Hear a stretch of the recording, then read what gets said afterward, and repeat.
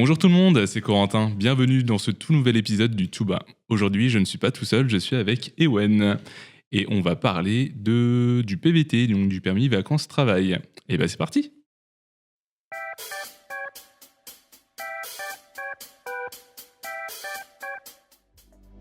Eh ben écoute, ce que je te propose, c'est de commencer par un petit tour de table. Donc si tu veux te présenter, nous parler de ton expérience PVT dans un premier temps. Carrément, on peut faire ça. Alors du coup, moi c'est Ewen. J'ai toujours été passionné de voyage. J'ai eu l'occasion notamment d'aller 1 an en Norvège, non pas avec le PVT, mais avec une autre association qui s'appelle AFS. Et on voit des jeunes en fait à l'étranger et qui reçoit des jeunes étrangers en France. Et avec le cadre de mes études, j'ai pu partir en Corée du Sud. Et puis différents voyages pendant les vacances. Et aussi, le voyage qui va nous intéresser pour ce podcast, c'est 1 an en Nouvelle-Zélande avec le PVT. Donc je suis parti en août 2023. Non, c'est faux. Je suis parti en août 2022. Je suis parti en août 2022 pour 10 mois. Donc dans le pays à l'autre bout du monde, en Nouvelle-Zélande, dans le cadre du PVT. Je pense qu'on peut définir ce que c'est le PVT peut-être pour ceux qui connaissent pas. En fait, le PVT, c'est un permis vacances-travail qui permet aux jeunes entre 18 et 30 ans, 35 pour certains pays. Ok, c'était ma question. Je pourrais pas te donner la liste, je crois que le Canada est dedans, mais j'ai pas envie de dire d'erreur. Et donc voilà, entre 18 et 30 ou 35 ans.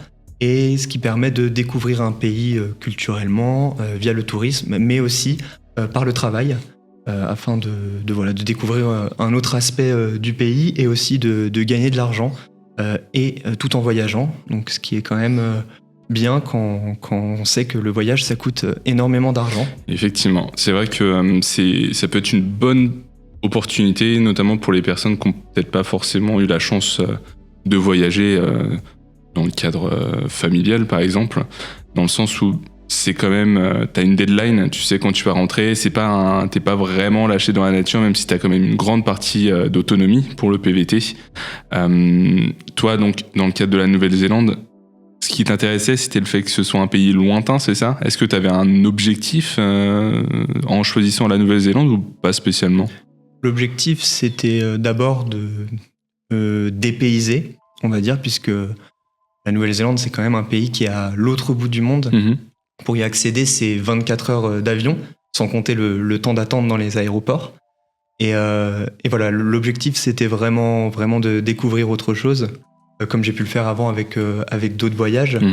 Et il n'y avait pas forcément d'objectif de langue, parce que j'ai eu la chance, avec mes études, de parler beaucoup anglais. Mais bien sûr, on va pas cracher sur l'expérience, puisque j'ai pu parler anglais 24 heures sur 24, 7 jours sur 7. Oui. Et voilà, donc voilà, objectif de dépaysement avec le PVT. Envie de changer d'air, quoi. C'est ça, okay, c'est ça. Très bien. Et ouais, c'est ça. Ok, super. Et toi, le PVT, comment t'as souhaité l'aborder ? Est-ce que c'est quelque chose,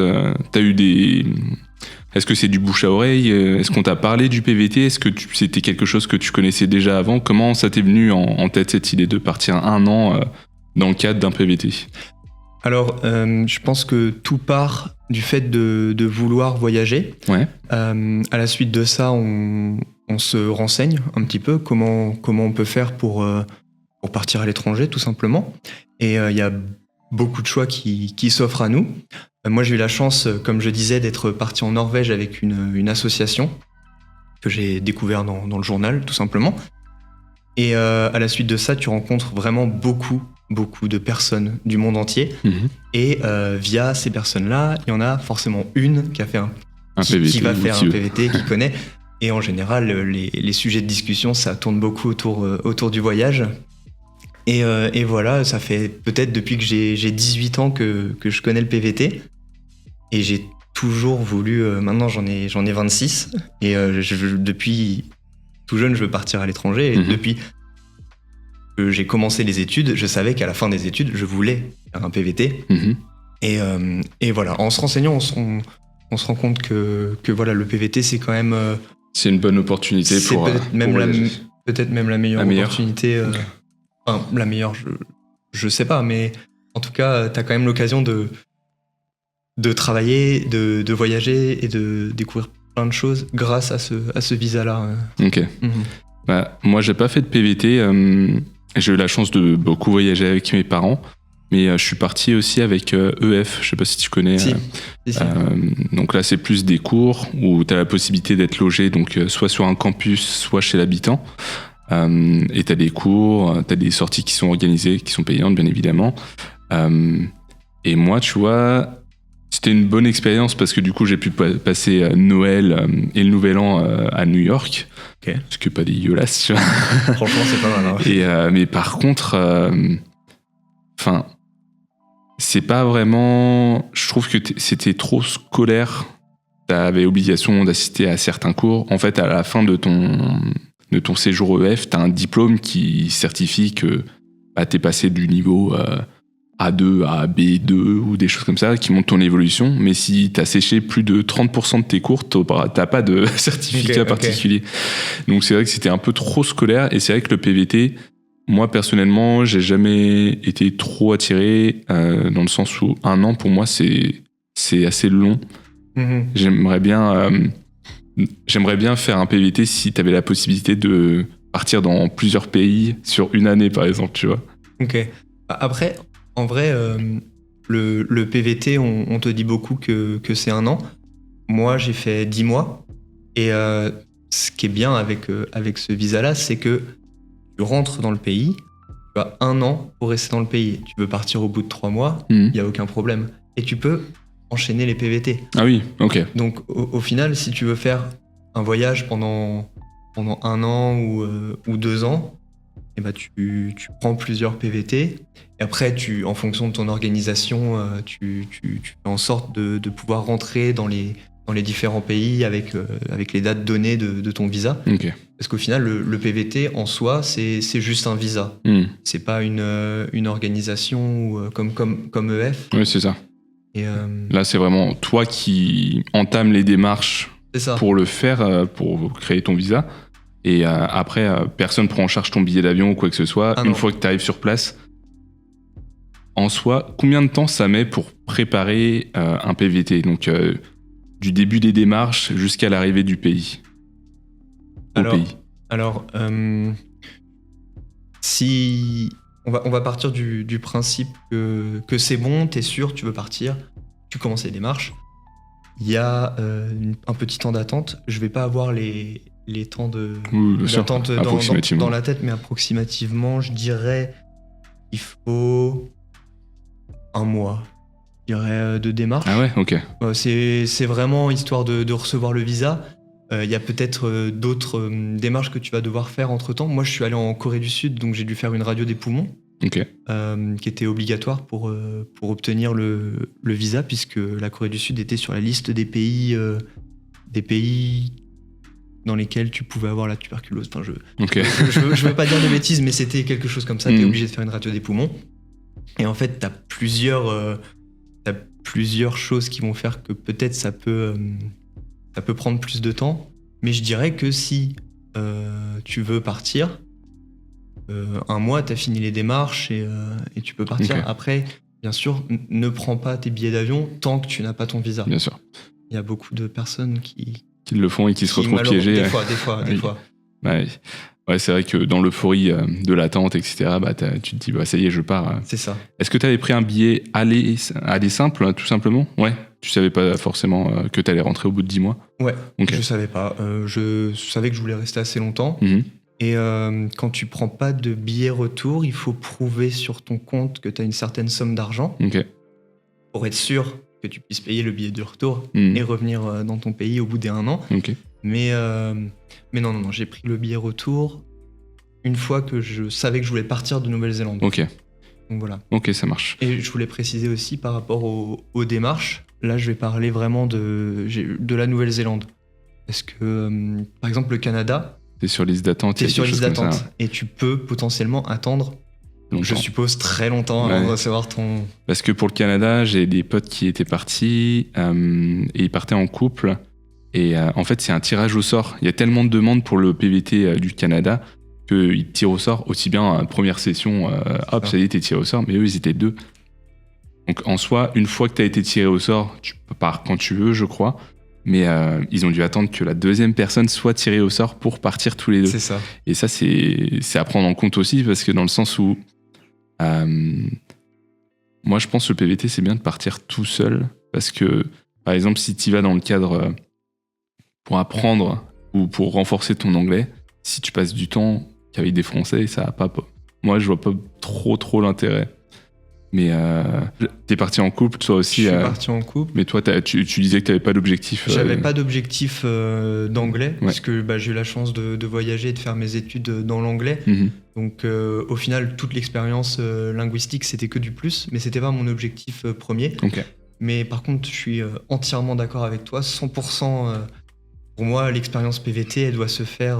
Après, voilà, elle doit se faire, c'est ce que je pense. Les gens ont différentes manières d'aborder un PVT, mais je trouve que c'est dommage de se retourner vers des groupes de Français à l'étranger. Ouais, c'est choisir le confort. Quoi. Le confort, et au final, tu sors de ta bulle et tu rentres dans une deuxième bulle. Ouais, c'est ça. Et en fait, tu veux être dépaysé, mais tu l'es pas tellement. Voilà, c'est ça. Et surtout, si ton objectif premier, c'est de t'améliorer en anglais, bah, ça va juste te desservir en fait. Oui, c'est sûr. C'est vraiment super simple de trouver des Français, notamment en Nouvelle-Zélande, parce qu'il y a une grosse communauté française. Sur Facebook, tu rentres dans un groupe et le soir, tu vas boire un coup avec des Français si tu veux.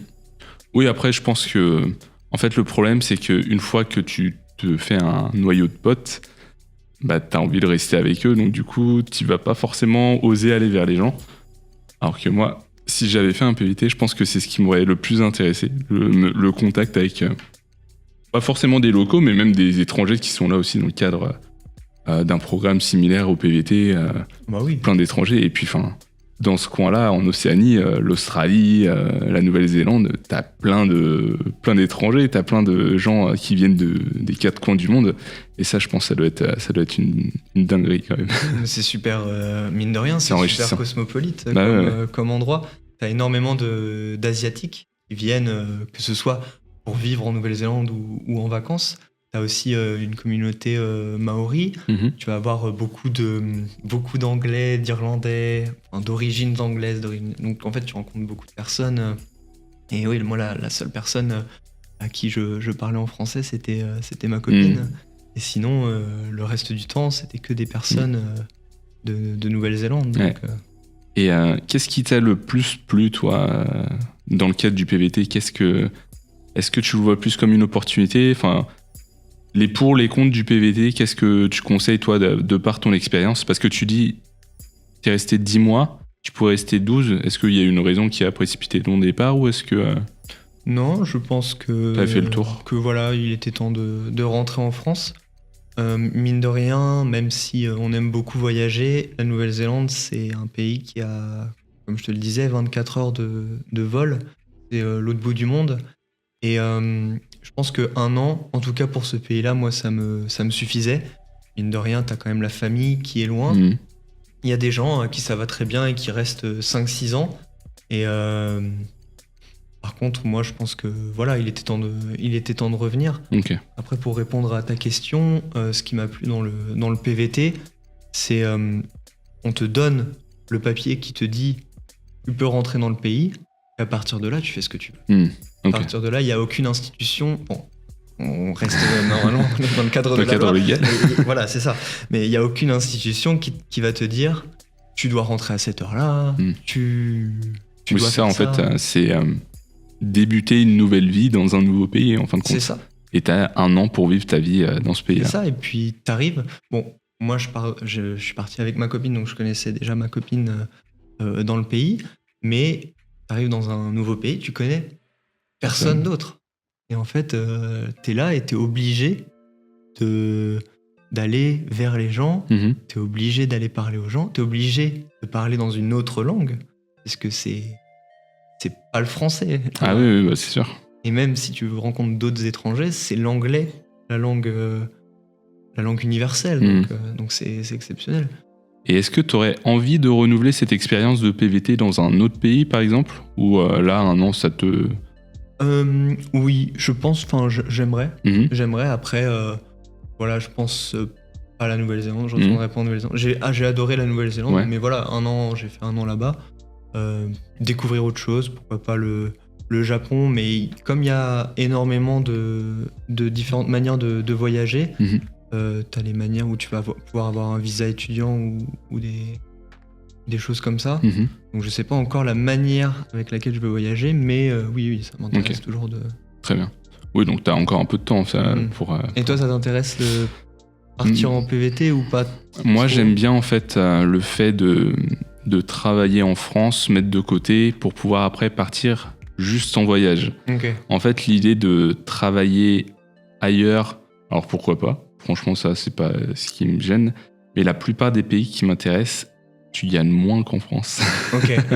Ce qui fait que je préfère travailler 6-7 mois dans l'année, prendre 1 mois pour voyager dans le pays dans lequel je veux aller, et juste me balader, que ce soit avec un sac à dos, un scooter, une moto, m'en fous, mais juste pouvoir profiter à fond et après rentrer. 1 an, pour moi, ça me semble un peu long.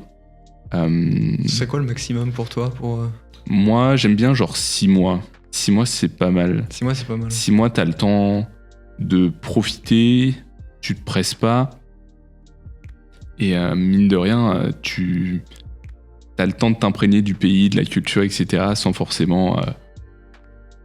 En fait, moi, le voyage, ça va dépendre de ce que je recherche dans un pays. Je vais vouloir aller rester en ville et puis profiter à fond, comme je peux avoir envie...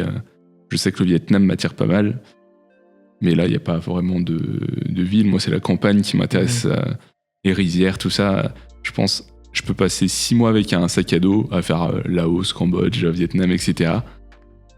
En vrai, j'ai pas de critères de voyage bien définis, mais je sais que je préfère travailler chez moi et partir en vacances. Toi, un peu le ratio temps de travail, temps de vacances. T'as beaucoup voyagé en Nouvelle-Zélande, tu t'es beaucoup déplacé dans le pays? Alors j'ai commencé par le voyage. Ouais. J'ai fait 2 mois. En fait, la plupart des gens prennent un van. Nous, on a acheté une longue voiture pour pouvoir dormir derrière. Et on est parti directement après 2 semaines de démarches administratives. En gros, arrivé à Auckland. On est parti direction le sud. Donc on a travaillé un peu dans les fermes à ce moment-là. Puis après, ça a duré 1 semaine. Et honnêtement, voilà, le boulot était pas top. Donc on est parti assez vite. On a décidé de commencer par le voyage. Et on a fait toute l'île du Sud en road trip. Donc ça a pris à peu près 2 mois. Ah oui, quand même. Donc voilà, 1 mois et demi peut-être. Où on a fait notamment Noël à la plage. C'était sympa. C'est une autre expérience que New York. C'est sûr. Mais c'est aussi sympa. Barbecue, comme repas de Noël. donc voilà. Et petit road trip du coup sur l'île du Sud. Et ensuite, on est remonté. On a vécu à Auckland. Et quand on vivait à Auckland, c'est à ce moment-là que les week-ends, on partait voyager dans l'île du Nord. On n'a pas fait un road trip dans l'île du Nord. Et on partait 4 jours par là, 5 jours là, etc. Et durant cette période de voyage, il n'y a pas de travail, juste vous vadrouiller. Voilà, c'est ça. On aurait pu essayer de trouver du travail sur la route, mais comme on partait dans l'optique de, une fois le road trip terminé, s'installer, trouver un travail, on n'a pas cherché en fait, à travailler pour le road trip. C'est ça, ok. C'est ça. Ok, très bien. Et voilà, après c'est vrai que, comme je te disais, il y a énormément de personnes qui vont pas faire comme nous, qui vont en fait prendre un van et voyager pendant j'allais dire 10 mois pendant l'année et travailler sur la route, travailler 1 semaine, voyager 1 semaine, travailler 1 semaine, etc. Et c'est aussi une des choses que j'ai beaucoup apprécié avec le PVT, c'est que tu peux faire comme tu veux. C'est vrai que t'as pas une façon de voyager. C'est ça. Parce qu'il y en a qui vont claquer toutes leurs économies pendant cette année-là pour juste profiter pendant 1 an dans ce pays. Il y en a d'autres qui vont prendre l'avion, partir en vacances 2 semaines pour revenir après dans leur pays PVTiste. Voilà, c'est ça. Et non, c'est vrai que ça, c'est vachement intéressant. Donc du coup, sur 10 mois, t'as fait 3 mois et demi de voyage. et le reste, t'as Voilà. travaillé. Ok. Mhm. Après, ça t'empêchait pas forcément de faire des week-ends à droite à gauche. Est-ce que vous aviez un rythme qui permettait de vous déplacer ensemble avec ta copine ou... Le rythme était un peu compliqué parce Ouais. que on va dire que ma copine elle travaillait dans une boulangerie Mhm, là-bas et donc elle avait des horaires un peu plus normales que moi mhm. puisque moi je travaillais dans une patinoire. Ouais. Donc il y avait beaucoup de travail le week-end C'est sûr. et le soir. Donc voilà, malheureusement, en fait, c'est comme en France, hein, quand tu travailles le week-end et le soir, t'es un peu décalé. Par Donc rapport aux autres, ouais. voilà, on essayait de faire en sorte d'avoir les mêmes jours pour pouvoir partir. Mhm. Mais voilà, t'es un peu décalé et on essayait de faire au mieux pour pouvoir voyager tous les deux. Ok, très bien. Eh ben écoute, pour cette première partie, je pense qu'on est bon. On va pouvoir passer juste après sur entrer peut-être plus en détail sur ton expérience à toi, voir si tu as rencontré des difficultés, ce que tu conseillerais pour les futurs PVTistes, etc. Si ça Ok. te va. Parfait. c'est Nickel. parfait.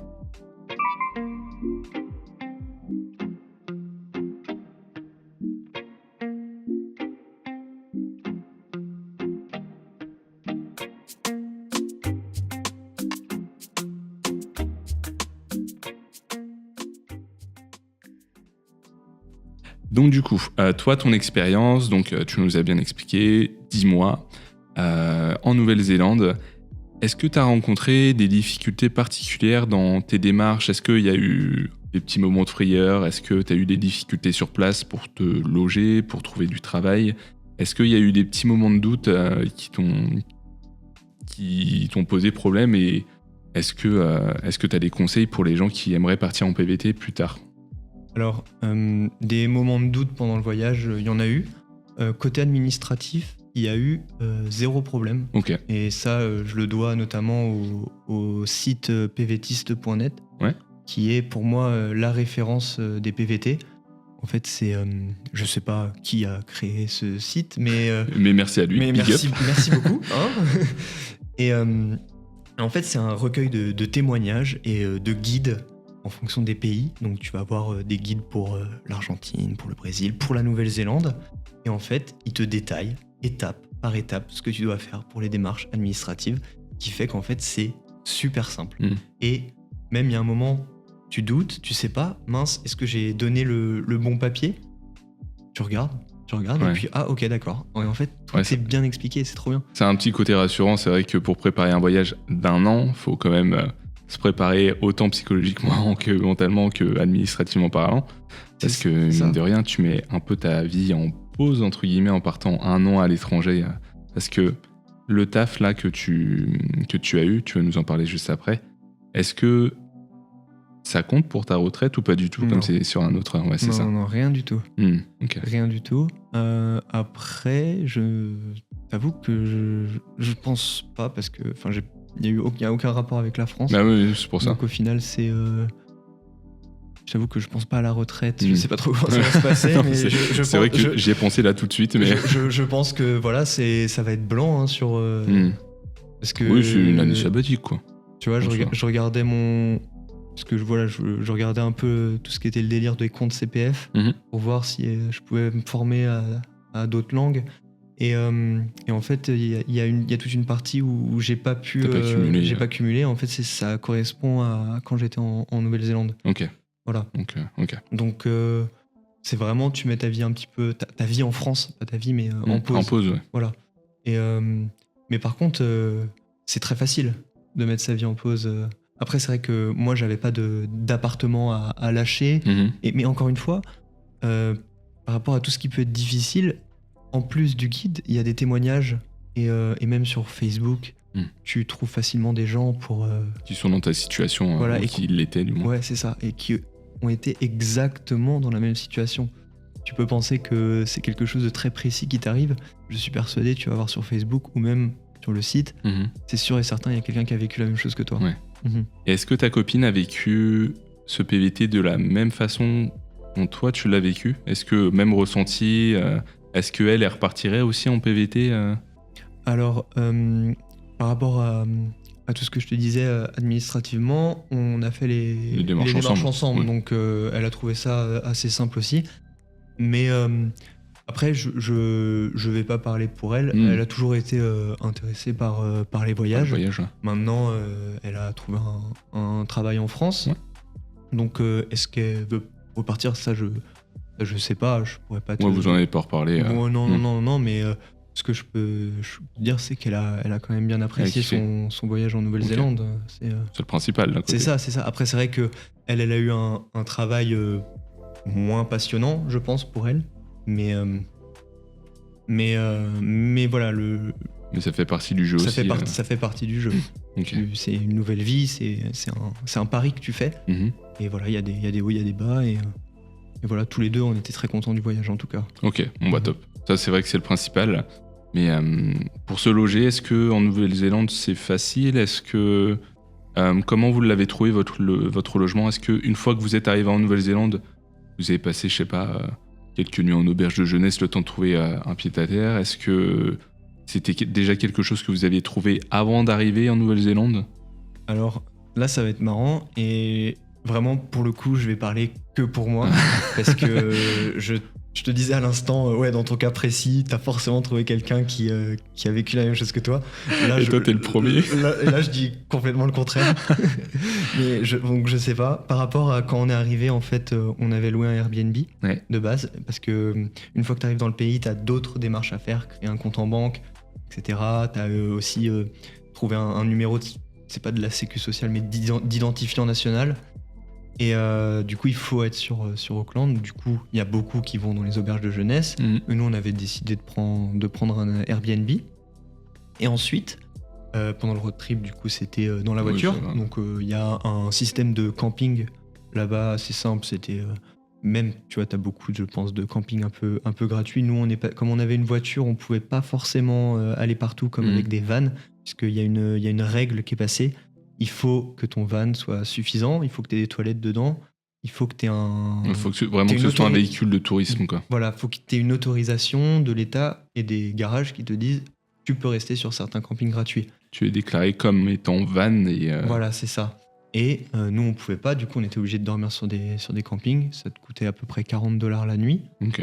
Donc, je sais plus exactement l'équivalent en France, enfin en euros, mais ça doit être... 20 euros, peut-être, quelque chose comme ça. J'aurais dit, ouais, quelque chose comme ça. Donc, ça va la nuit. Et ensuite, donc bon, c'est pas une anecdote, mais au moment où on est retourné à Auckland, on a décidé de retourner à Auckland un peu à la dernière minute. En fait, on savait pas trop si on continuait le road trip, si on allait travailler en ferme, ou si on rentrait sur Auckland trouver du travail. Et on s'est dit, ok, on va retourner sur Auckland. On fait la route, on s'arrête dans un McDo. Et là, on réfléchit à nos vies et on dit, ok, on est à Auckland, on est dans un McDo, il faut qu'on trouve littéralement un appart ou une maison, peu importe, et un travail. Parce que là, c'est pas possible, ce soir, on dort pas dans la rue. On aurait pu dormir dans la voiture, mais bon, va trouver un parking et tout, c'est un peu chiant. On va sur Facebook Market, on regarde, et en fait, c'est beaucoup plus simple de trouver un appartement en Nouvelle-Zélande qu'en France. On envoie une annonce, on envoie est-ce qu'on peut visiter. On va visiter littéralement 1 heure après. 30 minutes après, la personne nous renvoie un message et nous dit ok, c'est bon. On était au McDo 1 heure après, on s'installait. Quoi? Ok, 2 heures après. Ah bah tu vois, quand tu m'as dit, moi, ça arrive qu'à moi, je pensais que t'avais eu une merde pas possible pour te loger. Là, ouais, c'est fou. C'était, et du coup, on habitait c'était une sorte de grande maison sur 3 étages. Okay. Nous, on était au rez-de-chaussée. Il y avait, en fait, c'était une coloc. Ouais. Il y avait nos colocataires, c'était un couple de Philippines qui était au 3e étage, ou au 2e, et t'avais l'étage du milieu qui était pour tout le monde. Et en fait, du coup, on s'est installé là. Ils nous ont dit, ok, c'est bon, c'est à vous. Top. Et voilà, le soir, on dormait tranquillement dans notre nouvel appartement. Et pas besoin de garantie, de caution ou quoi que ce soit? Rien du tout. Putain, c'est ouf. Rien du tout. Et peut-être la caution. Si, on a dû... Non, il n'y avait même pas de caution. Pas d'avance de loyer. On a payé, quand on est arrivé, on a payé le mois. Mais en fait, on a payé normalement, et tous les mois, on payait, mais il n'y a eu aucune vérification, aucun papier, etc. Ok. Après, je ne sais pas comment ça se passe quand ça se passe très mal avec les locataires ou les propriétaires. De notre côté, on aurait pu très bien partir. Mais après, de leur côté, ça va, ils sont tombés sur nous, donc il n'y avait aucun problème. Ouais. Mais si tu tombes sur quelqu'un qui salit, qui dégrade, je sais pas trop comment ça se passe par rapport à... Bah après, je pense que l'État doit avoir des garanties sur le PVT, des choses comme ça. Je pense s'il délivre une autorisation de résidence sur ton territoire, je pense pas qu'il laisse rentrer n'importe qui, n'importe comment. Non, c'est sûr, mais tu sais, tu pourrais tomber sur des gens qui sont juste pas mal propres intentionnés. et qui- Ouais, enfin, tu sais, qui dégueulassent ton appart. ouais, ça. Ah ouais, Mais c'est marrant que facilité- c'est assez facile, ouais, en fin de compte, de se loger. C'est pour ça que je dis à prendre avec des pincettes, parce Oui. que moi, ça arrive Ça a comme marché comme ça, mais c'est vrai Après, que je vais pas vous dire que toi qui vas partir en PVT, même toi, si tu veux partir en PVT en Ouais, c'est Nouvelle-Zélande, je pourrais Ah pas bah, te du dire, coup, j'ai envie de partir. Bah, écoute, hein. Et pour le travail, c'est pareil. Est-ce que le fait d'être français, ça t'handicape entre guillemets pour trouver du taf ou pas du tout? Alors, si tu parles pas anglais, Oui. je vais pas mentir, je pense que ça peut être compliqué. Mais du coup, j'ai pas ce point de vue-là, puisque Ouais, j'arrivais, c'est je vrai. parlais déjà anglais. Donc, je vais pas me mettre à la place de quelqu'un d'autre, mais je pense honnêtement que ça peut être compliqué. Bah, c'est sûr que si tu vas dans un travail où tu es en contact avec de la clientèle, mais que tu peux pas parler aux clients, ça Voilà, pose c'est souci. ça. Et puis même, en fait, à part le travail de En ferme, ferme, moi, c'est ce que j'allais dire. Peut-être que ça, c'est plus et simple. du coup, faut pas rester dans les villes. C'est ça. Mais sinon, je pense que ouais, ça peut être un peu compliqué si tu parles pas Ok. anglais. Mais c'est aussi, voilà, le moyen de sortir de sa bulle et de se forcer. Oui, c'est ça. C'est Mhm. sortir de sa zone de confort. C'est aussi oser l'aventure d'un côté. Parce que mine de rien, bah, C'est ça. il y en a plein qui doivent être freinés par la barrière de la langue. Mais une fois que tu es sur place, t'as pas d'autre choix que de te débrouiller toi-même. Bah, c'est ça. et Puis, t'apprends sur le terrain. Comme... C'est le meilleur moyen de casser cette barrière de la langue. C'est vrai. Puis on ne demande pas d'être bilingue, on te demande juste de comprendre et de savoir répondre. C'est ça. C'est ça. Ouais, c'est vrai que pour les gens qui ont envie de voyager et qui se freinent par rapport à la barrière de la langue, ça peut être une sacrée étape à franchir. Parce que Je suis totalement d'accord. t'arrives, tu comprends rien de ce qu'on te raconte Ouais. et les gens te comprennent pas non plus. Après, maintenant, t'as Google Traduction, tout ça qui te permettent de te faire comprendre assez facilement. Mais ça, peut-être c'est plus simple pour un voyage de 2 semaines, mais si tu c'est dois ça. rester Un an, c'est vrai un que... an, Après, au bout d'un an, t'as quand même le moyen de Oui. bien progresser, surtout si t'es il faut se forcer. immergé dans une culture. C'est ça. Et d'où, ce qui est important, ne pas trop traîner avec des Français. Et, Ça, c'est vrai que c'est comme tu pars en voyage et les gens, ils achètent le routard, tu vois, le guide du routard. Mhm. Alors, c'est très bien. Mais du coup, tous les restaurants qui te recommandent dans le routard, t'as que des Français dedans. c'est vrai. Ah ouais, moi, ça me fait mourir de rire. Mais pourquoi pas, hein, tu vois. Après, il y en a, ils s'en fichent, ils recherchent pas forcément l'immersion dans la après, culture. comme on disait, il y a plusieurs manières Oui, c'est ça. de voyager, mais c'est sûr Aucun que jugement. si tu veux vraiment t'immerger dans la culture, il faut enlever tout ce côté français. Ah bah oui, Et clairement. Clairement. c'est pas à vie que tu vas arrêter de parler français. Non, c'est vrai. Le temps d'un C'est le temps d'un temporaire, voyage. c'est un voyage, c'est ça. C'est Mais, ça. ok, très bien. Donc pas de difficultés particulières. Et toi, est-ce que t'aurais aimé savoir certaines choses avant de partir en PVP En PVP En PVT Est-ce que t'as des conseils, toi, à donner pour profiter un maximum de ces expériences? Est-ce que t'as des groupes en particulier qui t'ont beaucoup aidé sur les réseaux sociaux ou quoi que ce soit? Est-ce que... Alors, moi, je dirais que le plus gros conseil que je peux donner, c'est ne pas avoir honte de sa manière de voyager. Parce que on va te dire beaucoup, quand tu fais un PVT en Nouvelle-Zélande, c'est comme ça que tu dois le faire. Tu dois prendre un van, partir en road trip pendant tout ton PVT. Alors moi, je dis non, pas forcément. Enfin, c'est une très bonne manière de voyager et de découvrir autre chose. Mais si tu veux rester un an dans ta ville, ok, bon après c'est vrai que c'est un peu dommage de pas découvrir Oui, c'est le vrai. pays, mais voilà, c'est à toi de décider comment tu veux faire ton voyage. Il n'y a pas de règle précise. Il n'y a pas de règle. C'est toi contre toi-même. Maintenant, voilà. Les limites de ton voyage seront les tiennes, en fait. C'est ça. Ne te laisse pas influencer par les gens et écoute juste ce que toi tu veux faire. Après, bien sûr, écoute certaines personnes si elles ont des conseils à te donner, mais le plus important, c'est ton voyage à toi. Et voilà. Ça, ce qui peut faire kiffer les autres peut ne pas te faire kiffer toi. C'est ça. Et surtout, vraiment, ne pars pas en voyage parce que c'est Instagrammable. Tu vois, genre, pars en voyage parce que t'as envie de découvrir une culture, t'as envie de découvrir des personnes, t'as envie de découvrir des paysages et pas simplement poster une photo parce que ça fait joli et ça fait des likes. Ouais, c'est ça. Après, il y en a plein qui... Enfin, Instagram, c'est un peu devenu un mode de voyage. C'est ça. Moi, j'ai plein de gens... T'as fait l'Indonésie ? Non. Il y a plein de gens qui sont partis à Bali et qui reviennent. Ah, je suis dégoûté. En fait... les photos que tu vois avec les arches, avec le reflet de l'eau, c'est juste des miroirs et t'as une queue monstrueuse. Bah oui, les gars. Ah ouais. Et puis je suis persuadé qu'au final, si tu t'étais un peu renseigné, bah t'aurais pu faire autre chose et t'aurais découvert un truc de fou. C'est ça. Genre. Et voilà, pour moi, voilà, pars en voyage parce que t'as envie d'y aller. Ouais, c'est ça. Et te laisse pas influencer par d'autres personnes. Ça, je suis assez d'accord. Et bien se renseigner aussi.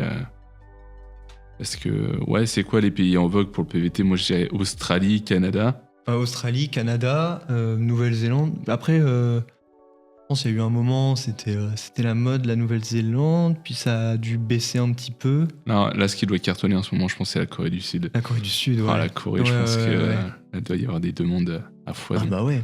Mais quand j'y étais... C'était un tout petit peu avant qu'il y ait cette grosse vague de youtubeurs, streamers, influenceurs qui viennent en Corée du Sud. Et du coup, ouais, bah, ça doit être encore la Corée du Sud qui doit être dans les tops. Hein. Ouais, après, c'est magnifique. Bah. Voilà, quoi, c'est super, mais je pense Canada, ça a toujours été. Ouais, je pense. Bah, s'ils en sont au point de devoir tirer au sort les gens, c'est que oui, ça doit bien marcher. Ouais. Ok. Et bah très bien.